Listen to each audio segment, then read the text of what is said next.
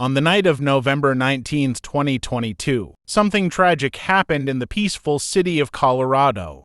In a gay bar in Colorado Springs, a 22-year-old gunman opened fire using a semi-automatic rifle, killing 5 people and injuring 25. He was tackled down by heroic guests and taken into custody by police, who arrived minutes later. Of the 25 injured, at least 7 were in critical condition. Some were hurt trying to flee. It was a sad event that shocked everyone in Colorado. The suspect, whose name is Anderson Lee Aldrich, went to a famous LGBTQ club, known as Club Q, that fateful Saturday night at 11:57 p.m., and shot at people using an AR-15 style semi-automatic weapon.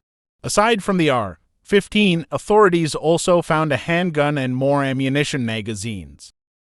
The incident brought back memories of the 49-person murder that took place at the Pulse LGBT nightclub in Orlando, Florida, in 2016.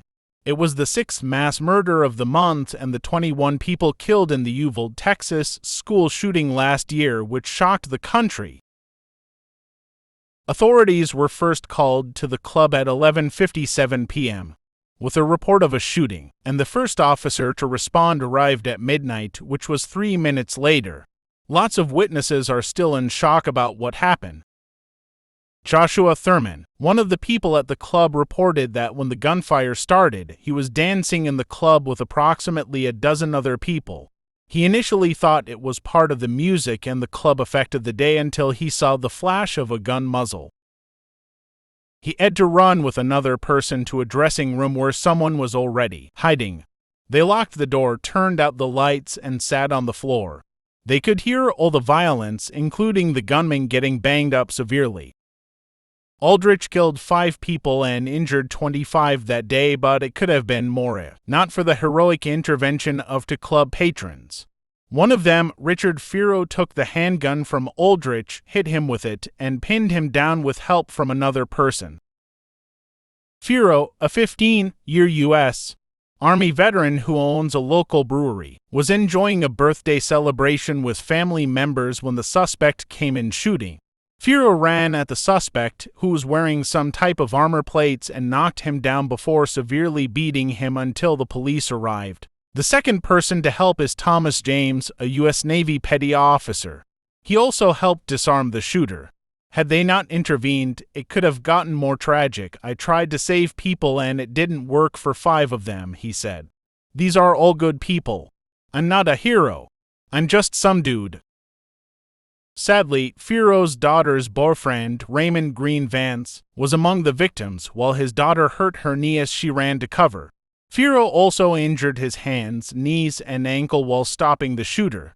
The injuries Aldrich sustained from Firo and Thomas were severe. He was hospitalized.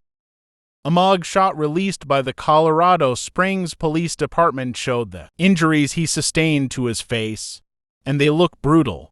One side of his neck looks swollen and purple. Aldrich was then moved to El Paso County Jail on Tuesday. He made his first court appearance via video link from jail on Wednesday, where he could be seen slumped in a chair with visible bruising on his face. 2 defense lawyers appeared to prompt Aldrich during the brief video appearance. The suspect spoke twice with a slurred response, confirming his name and saying no when the judge asked whether he had any questions. Aldrich was ordered to be held without bail. The next date set for his hearing was on December 6, 2022. Investigators are still trying to determine a motive and whether to prosecute it as a hate crime. Charges against the shooter will likely include first-degree murder. According to the official who spoke on the condition of anonymity, the suspect has not been cooperative during interviews with investigators and has not yet provided them with a clear motive for the reason for the attack. The reasons why hate crime charges were being examined have been kept under wraps by local and federal authorities. Michael Allen, the district attorney, pointed out that bias crimes are only eligible for probation, whereas murder charges carry the maximum punishment, which is life in prison. He added that it was crucial to convey to the neighborhood that crimes motivated by hate are not accepted. Detectives are also looking into if anyone had assisted Aldrich before the incident. This is not the first time Aldrich has had a run-in with the law. Aldrich was detained in 2021 after his mother reported that he threatened her with a homemade bomb and other weapons. And after the authorities intervened, shockingly, that was the end of it, with no aftermath or him being put on a watch list. Authorities in charge of it back then declined to elaborate on that arrest. According to them, no explosives were found, the prosecutors did not pursue any charges, and the records were sealed. The dominoes of that single act led to Aldrich's arrest in connection to the bomb threat not showing up in background checks, making it easier for him to buy the weapon he used for such a horrific act that day. It is still unclear what prompted the sealing of the records. The club has already come forward on its Facebook page and called it what it is: a hate attack. Club Q is devastated by the senseless attack on our community, the club posted on Facebook.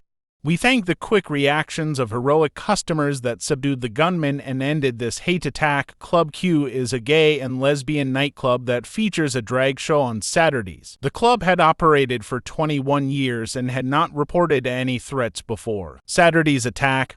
An impromptu memorial with flowers, a teddy animal, candles, and a banner that read "Love over Hate" next to a rainbow-colored heart appeared near the club the next day, which was Sunday. Seth Stang, one of the people paying their respects, learned that two of the deceased were his friends as he was purchasing flowers for the memorial. We are truly saddened by the events, and it shouldn't be happening in this day and age. We hope this will be the last of us covering such events.